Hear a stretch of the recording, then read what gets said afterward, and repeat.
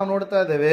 ಒಂದು ಕಾಲ ಇದೆ, ಒಂದು ಸಮಯ ಇದೆ, ಒಂದು ದಿನ ಇದೆ, ಒಂದು ದಿವಸ ಇದೆ. ಆ ದಿವಸದಲ್ಲಿ ನಿನ್ನ ನಿರೀಕ್ಷೆಯನ್ನ ನಾನು ನಿರರ್ಥಕ ಪಡಿಸುವುದಿಲ್ಲ. ನೀನು ಯಾವ ಒಂದು ನಿರೀಕ್ಷೆಯನ್ನು ಇಟ್ಕೊಂಡಿದೆ, ಯಾವ ಒಂದು ಆಸೆಯನ್ನು ಇಟ್ಕೊಂಡಿದೆ, ಯಾವ ಒಂದು ಬಯಕೆಯಲ್ಲಿ ನೀನು ದೇವರ ಹತ್ರ ಪ್ರಾರ್ಥಿಸ್ತಾ ಇದೆಯೋ, ಯಾವ ಒಂದು ದಿವಸ ನಿನಗೆ ಬಿಡುಗಡೆ ಬೇಕು ಎಂಬುದಾಗಿ ನೀನು ದಿನಾಲು ಕೂಡ ಪ್ರಾರ್ಥನೆ ಮಾಡ್ತಾ ಹಂಬಲಿಸ್ತಾ ಇದೆಯೋ, ಯಾವ ಒಂದು ಕಾರ್ಯವನ್ನು ದೇವರ ಮುಂದೆ ಇಟ್ಟು ನೀನು ಪ್ರಾರ್ಥಿಸ್ತಾ ಇದೆಯೋ, ಅನೇಕ ಕಣ್ಣೀರು ಸುರಿಸುತ್ತಾ ಆ ಒಂದು ಸ್ಥಿತಿಯಿಂದ ನನಗೆ ಬಿಡುಗಡೆ ಬೇಕೆಂಬುದಾಗಿ, ಆಶೀರ್ವಾದ ಬೇಕೆಂಬುದಾಗಿ ನೀನು ಅನೇಕ ದಿವಸಗಳಿಂದ ನೀವು ಬೇಡ್ತಾ ಇದ್ದೀರಲ್ವಾ, ಆ ಬೇಡಿದಂಥ ಬೇಡಿಕೆಯನ್ನ ದೇವರು ಈಡೇರಿಸುವಂತ ದಿವಸ ಒಂದು ಇದೆ ಪ್ರಿಯರೇ. ಅದಕ್ಕಾಗಿ ದೇವರು ವಾಕ್ಯ ಹೇಳ್ತಾ ಇದೆ, ಸತ್ಯವೇದ ಹೇಳ್ತಾ ಇದೆ, ದೇವರ ಕಾಲ, ದೇವರ ಸಮಯವನ್ನ ನಾವೇನ್ ಮಾಡ್ಬೇಕು, ತಿಳಿಯುವಂಥವ್ರಾಗ್ಬೇಕು ಪ್ರಿಯರೇ. ದೇವರ ಚಿತ್ತ ಏನಾಗಿದೆ ಎಂಬುದಾಗಿ ನಾವು ಗ್ರಹಿಸುವಂಥವ್ರು ಆಗ್ಬೇಕಲ್ಲಿ. ನಾವು ನೋಡ್ತಾ ಇದ್ದೆ, ಜ್ಞಾನಿಯಾದಂಥ ಸೊಲೊಮೋನ್ ಹೇಳ್ತಾ ಇದ್ದಾನೆ, ಪಾಪಿಗಳನ್ನು ನೋಡಿ ಹೊಟ್ಟೆ ಕಿಚ್ಚು ಪಡಬೇಡ, ದಿನವೆಲ್ಲ ಭಯ ಭಕ್ತಿ ಉಳ್ಳವನಾಗಿ ನೀನು ನಡೆದುಕೊಳ್ಳುವಂತ